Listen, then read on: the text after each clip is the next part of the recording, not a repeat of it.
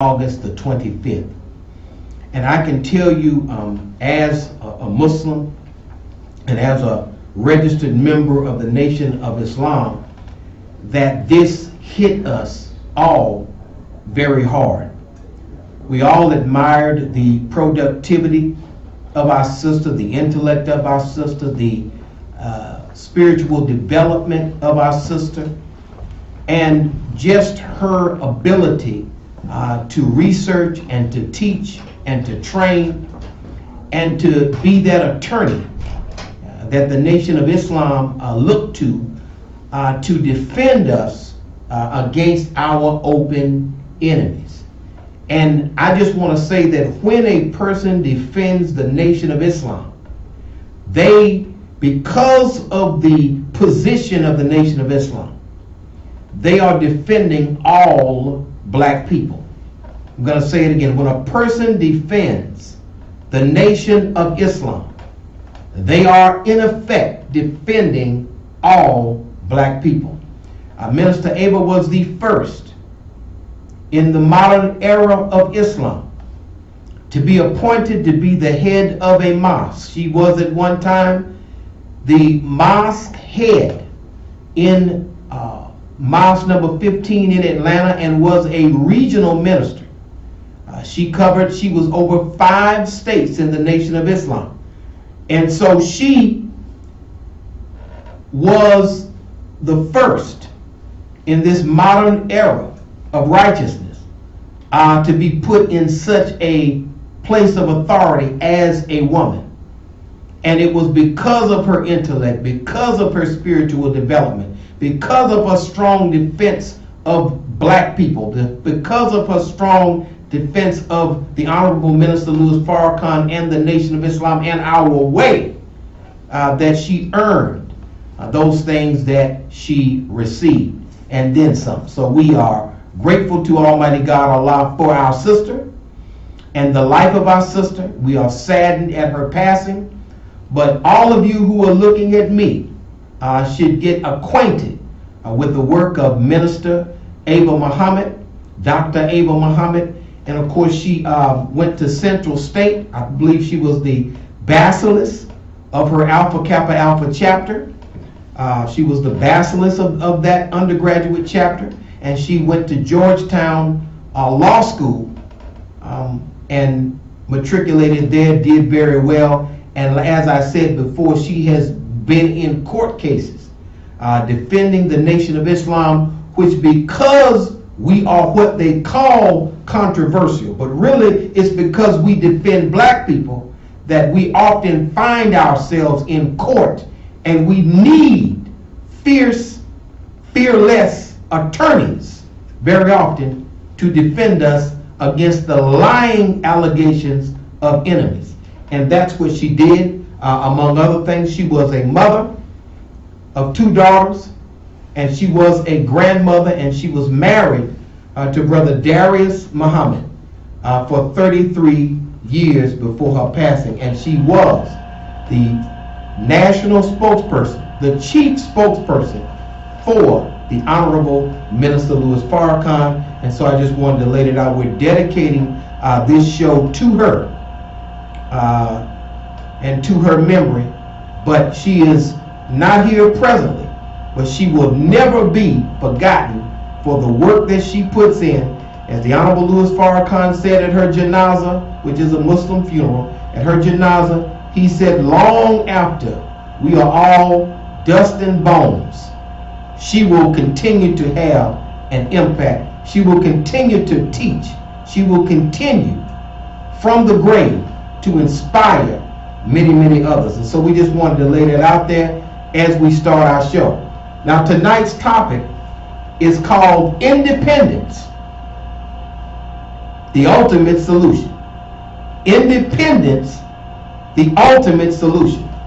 Now, the thing I wanted to mention to you all is that we have politics, we have education, we have a bunch of things that we engage in as a people, lawsuits, protests. All of those things help to further to some degree the cause of justice for our people. But the main thing, or the ultimate solution, is for us to be independent of enemies rather than try to integrate into enemies. The main thing that's going to help our people is that we be independent of our enemies. Now, if you remember, our brother Muhammad Ali, refused to be drafted by the U.S. Army. He refused to go and fight for a country wherein he did not have the right of a citizen. And as I said before, when you go into battle, whether it's Afghanistan, Iraq, whether it's the Sudan, there have been covert operations all in Darfur and other places. And when you go into these areas, fighting for a country that will not fight for you, fighting for a nation that does not fully acknowledge you, and when you die, you will be fully dead. Understand that. You're not going to be half dead. So the idea that you would fight for something and accept half citizenship, accept a half-baked treatment, is not tenable. It's untenable. It's unacceptable that I would die for a country that looks at me, as a Negro, that still calls me nigger, that still will discriminate against me, that I can be racially profiled based upon the color of my skin in that country, and at the same time be willing to die for that which will not treat me fairly. Just understand that that makes sense. And many of us will not call back if we meet a person of the opposite sex, wherever we may meet them.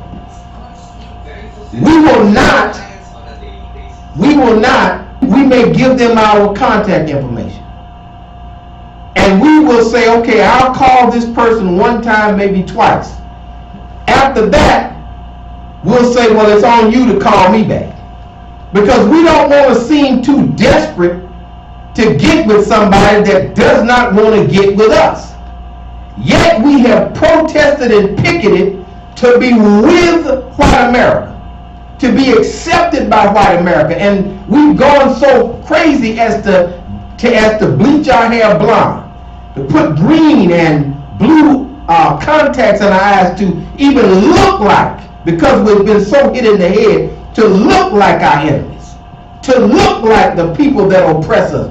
We have literally tried to become them in many, many ways. But with the advent of the Honorable Elijah Muhammad and the Honorable Louis Farrakhan, that day is over. The Honorable Elijah Muhammad has put it out there that we are black. That's what we were born as. That's what we want to be. We don't want to be somebody else. We want to be ourselves. I'm an original black man. I am a member of the black nation, of the original nation of the earth, of the first people to ever be under the sun. That is the people I come from. I am not, nor do I want to be, a European. I am who I am. And hopefully, if a person is Asian, they want to be Asian. Hopefully, if a person is Caucasian, they want to be Caucasian. Whatever you are, embrace it. And I have embraced my blackness, which does not only include the color of my skin, but it also includes a righteous nature.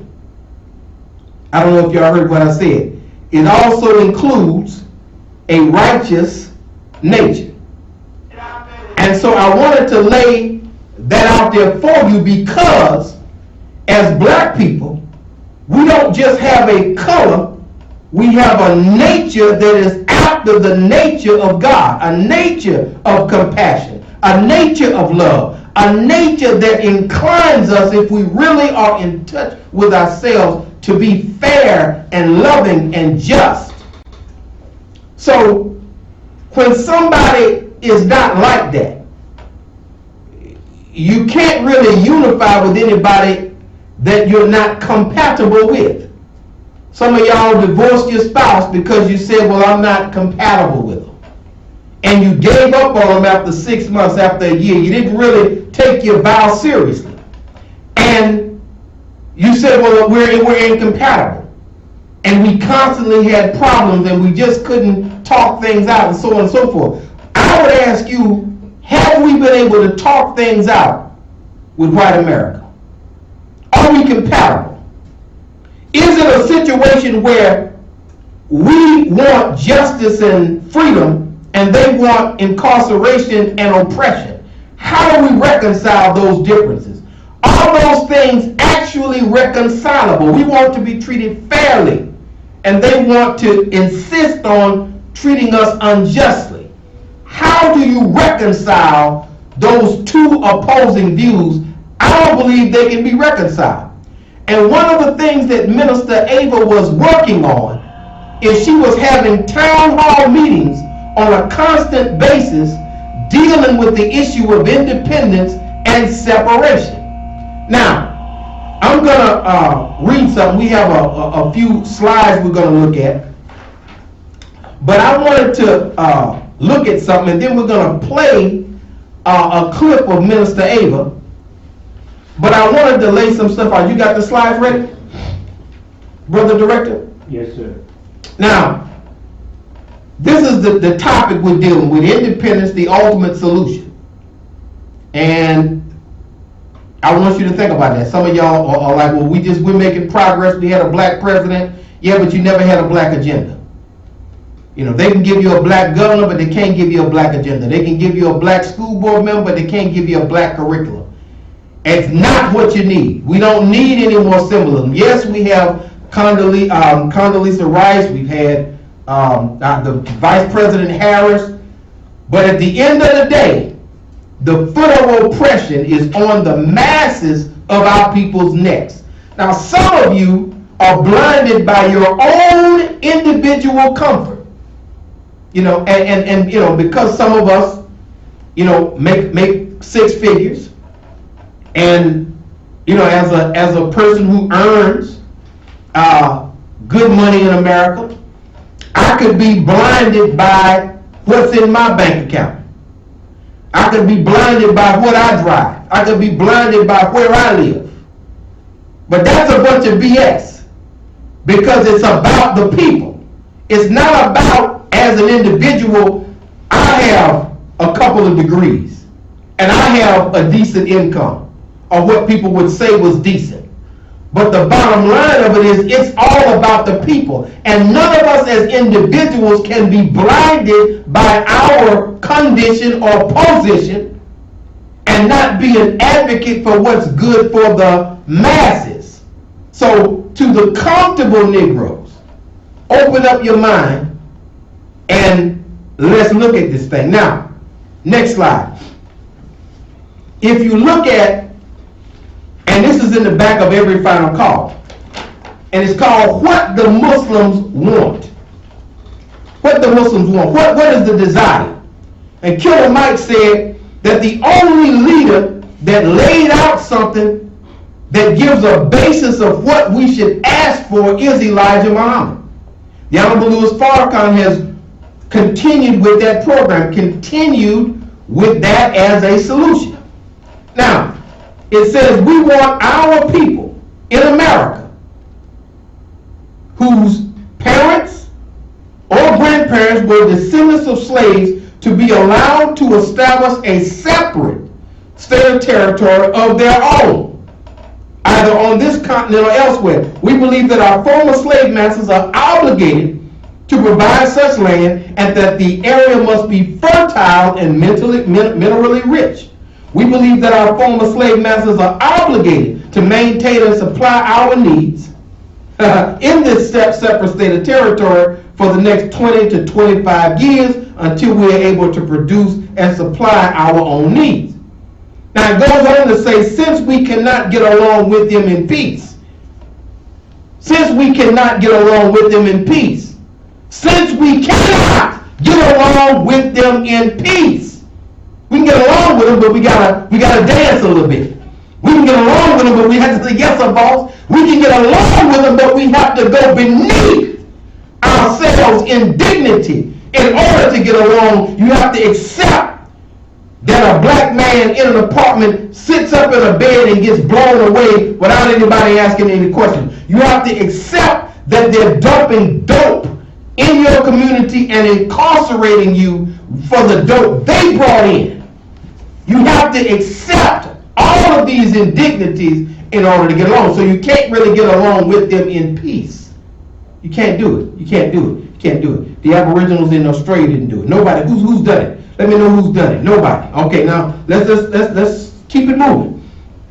Since we cannot get along with them in peace and equality after giving them 400 years of our sweat and blood and receiving in return some of the worst treatment human beings have ever experienced, we believe that our contributions to this land and the suffering forced upon us by white America justifies our demand for complete separation in a state or territory of our own. All right? Now, that's what the black folks believe are number 4.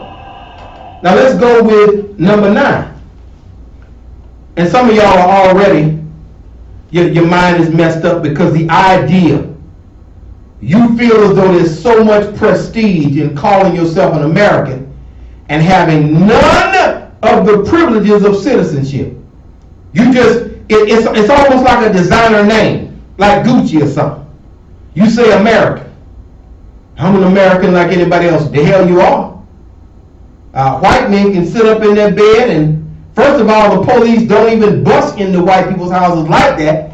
And if they do, they're not going to just shoot and kill people while they're in their bed. They're not just going to shoot little boys who are 12-year-olds playing outside. They're not going to run somebody down while they're jogging and blow them away. Those kind of things don't happen. And they're not going to impose a teaching of self-hatred, which has caused so much destruction in the black community. Our hatred for ourselves, which was imposed upon us starting way back there in the plantation. And they continue to use governmental agents to exacerbate tensions between us to this very day. Let's go to the next one right quick. And that's going to be number 9. Number 9, the Honorable Elijah Muhammad said. He said, we believe that the offer of integration is hypocritical. Hypocritical. And is made by those who are trying to do what? Deceive the black people into believing that their 400-year-old enemies of freedom, justice, and equality are all of a sudden their friends. I want you to think about that. Is this real? And when somebody is hypocritical, that means they're doing something, they're saying one thing, but practicing another. America talks this racial harmony, but there's a phenomenon in the real estate market called white flight. Once 3 black families move in, 4 black families move in, this one America, they rolling out because they don't want to live around us. You understand? That's why we should have our own school system with our own curriculum, that we write the textbooks, that we set up what we need our children to learn, that it is a curriculum controlled by us, okay, to where there's a picture on the wall which shows Jesus, but it shows Jesus as the black man that he was. Not that we send our children to a school and the white false image of Christ is up there. I believe that's the reason that Bishop Stallings set up the Imani Temple, because we got tired of the Eurocentricity. We got tired of a worship service that did not nurture and did not pay attention to and did not nourish who we were as a people. So we had to set up something separate so we could get something out of it. Does that make sense? I hope it does. Now, furthermore, we believe that such deception is intended to prevent black people from realizing that the time in history has arrived for separation from the whites of this nation. Now, this has nothing to do with hate. My mother and father divorced. They don't hate each other. According to what they said, they couldn't get along. My dad said your mother's a good woman. My mother said your dad is a good man. Hey, but they could not get along at that time and they separated. It doesn't mean that they hated each other. It just means that at that time, hey, it is what it is. Now, here's the thing. One of the glaring examples that this works is that Thomas Jefferson and George Washington all decided to separate from England. Now, England had not enslaved Thomas Jefferson. England had not enslaved George Washington. England had not enslaved Patrick Henry. But yet they felt like they did not have the liberty that was due them. Therefore, even though they had people enslaved, they felt like they should separate from England because they didn't feel, even though they were wealthy. Understand, we're broke as hell for the most part. But even though they were wealthy, they felt like they should separate from England because they believed they could do better on their own. And nobody ever says that Thomas Jefferson and George Washington were teaching hate when they declared their separation from England. And not only did they declare their separation, they started shooting muskets and cannons at them, sinking ships in harbors, bayoneting them. I mean, imagine that. And we call them the founding fathers who fought for freedom. Well, can we be free in this particular structure? Fully free? No. We can't. Can we live up to our full potential? No, you can't. And as the Honorable Elijah Muhammad said, you cannot be successful. We're talking about collective success. We know we got Kanye. We know we got Oprah. We know we had Barack Obama. But we're talking about the collective success of a people. We cannot be successful in the house of our enemies. And that's not a hateful thing. When somebody six dogs on you, cuts off your testicles, rapes your women, when somebody drops crack cocaine into your community, then after they drop it in there, they put you in jail for the dope they brought in.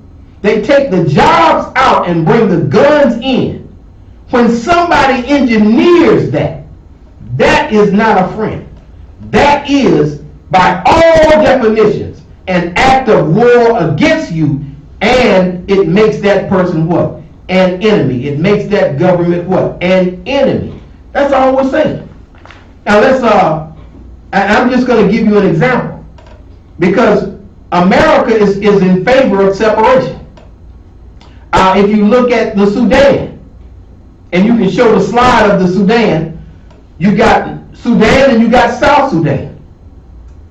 The people who engineered the civil war in the Sudan, the CIA and the U.S. government appropriated money for the war in the Sudan and was behind the referendum that allowed the South Sudan to separate from Sudan because they said they were not being treated fairly.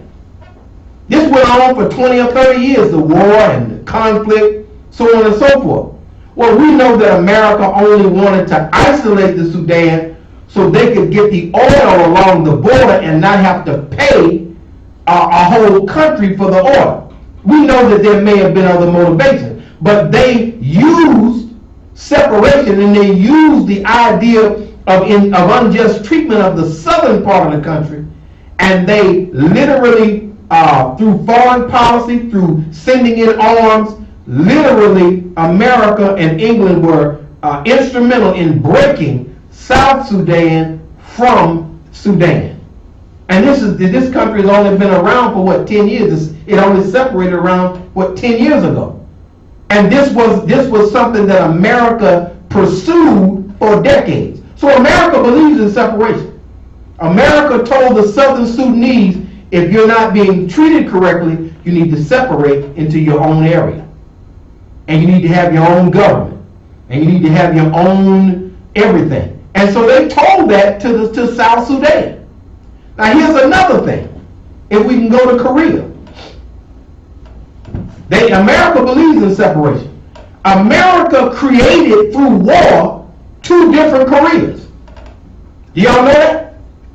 America went to war, and America has put landmines all along an area called the DMZ, which demarcates North Korea from South Korea.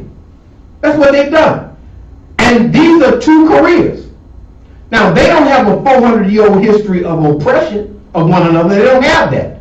What they have is the division of a Western power with their military might to divide one brother from another brother. And where it was all one Korea, America divisively went in and forged a division between those two brothers. And now there's a border that separates North Korea from South Korea, and they have isolated North Korea because the South Koreans are more westernized. Let me just lay it out there.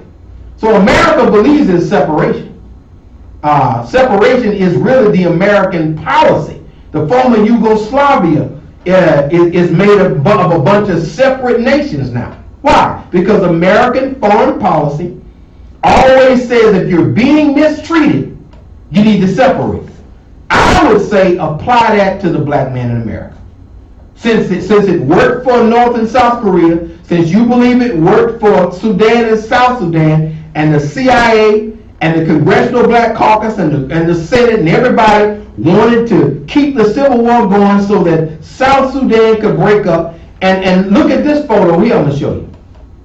I just want you to see the photo of, and this right here is American soldiers looking at North Korea.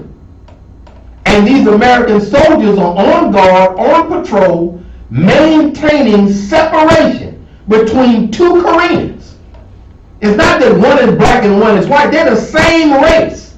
And America supports them being separated because of an economic ideological difference that one nation has over. One believes in communism, the other believes in what? In capitalism. And because of that difference in one issue, America believes that it's worth keeping those people separate rather than allowing them to unify, and has put their troops, I think 54,000 troops, are here to keep those people separate. So if you believe in it for them, and they don't have a 400-year-old history of oppression, they don't have a Black Lives